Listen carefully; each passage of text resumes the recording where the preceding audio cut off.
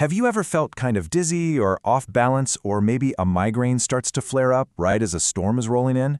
If that's you, you are definitely not alone, and I promise it is not just in your head.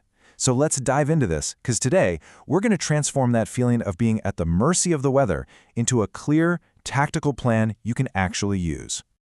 Does this just feel a little too familiar? You know, that nagging sense of vertigo or brain fog that seems to show up right on schedule with the weather forecast?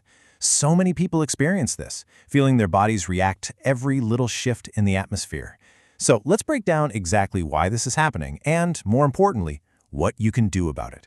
You know, the typical reaction to these symptoms is something experts call maladaptive avoidance, which is basically a fancy way of saying you cancel your plans, you hunker down inside, and you just wait for the storm to pass.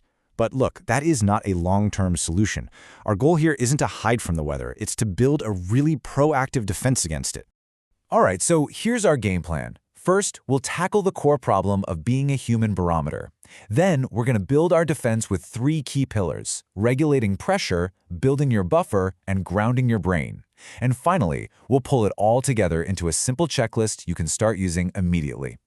So what is actually going on in your body? Well, it's pretty wild. It turns out your inner ear is, quite literally, a direct sensor for barometric pressure.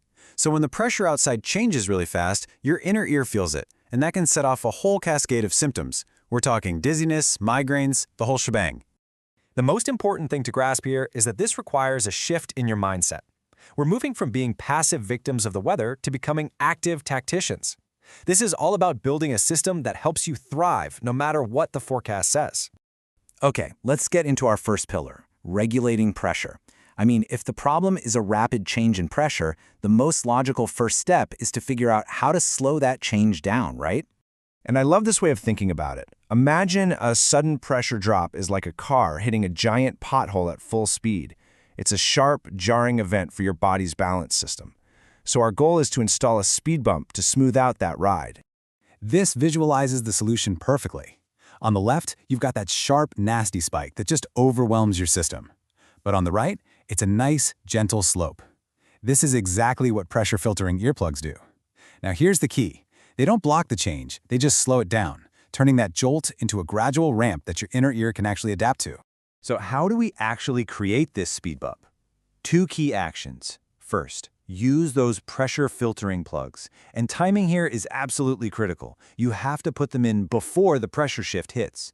Second, you got to keep your nasal passages clear. Your eustachian tube, that little tube connecting your middle ear to your throat, is your body's natural pressure equalizer. A simple saline rinse can make a huge difference in helping it do its job. Okay, on to pillar 2.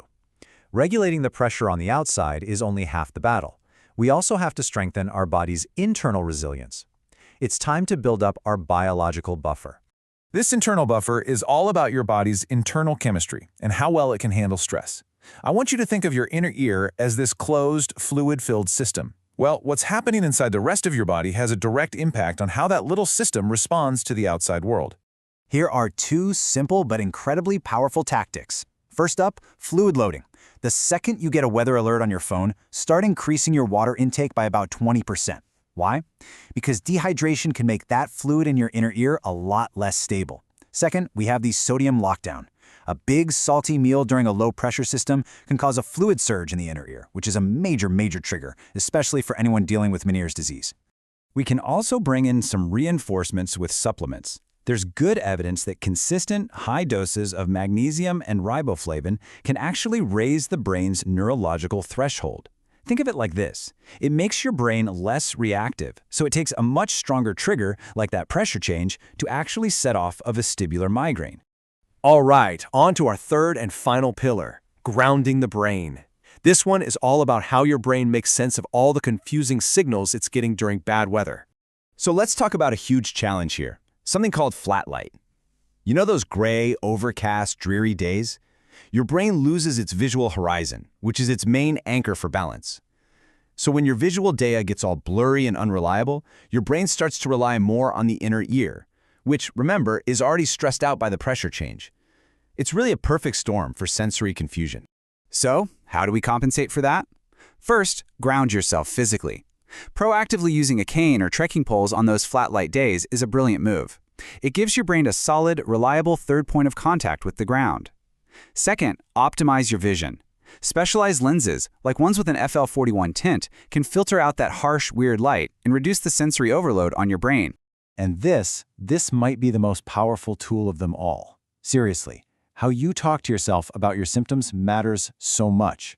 If you think, oh no, I'm having a relapse, your brain hears that as a threat, and it ramps up your nervous system, which just makes everything worse. Instead, you have to consciously reframe it. Tell yourself, my pressure sensor's just reacting to the storm. That simple change can calm everything down and stop your symptoms from spiraling. Okay, we've covered the why and the how. Now let's boil it all down into one simple, actionable checklist. This is your go-to plan. First things first, you need a trigger. Get yourself a weather app that can send you alerts for barometric pressure changes. The number you want to watch for is any shift greater than 0.08 inches of mercury. When you see that alert pop up, that's your signal. It's time to act. And here is the plan, in 4 simple steps. Number 1, filtering. Get those pressure plugs in your ears before the shift. 2, hydrating. Drink an extra 16 to 20 ounces of water. 3, grounding. If it's a flat light day, grab a walking aid. And 4, reframing. Consciously label your symptoms as just a sensor response. That's it. That is your defense plan. The key takeaway from all of this is that you are not powerless. By understanding what's going on and by applying these strategies, you can fundamentally change your relationship with the weather. You really do have the tools to become a tactician. This isn't about avoiding life every time the forecast looks a little grim.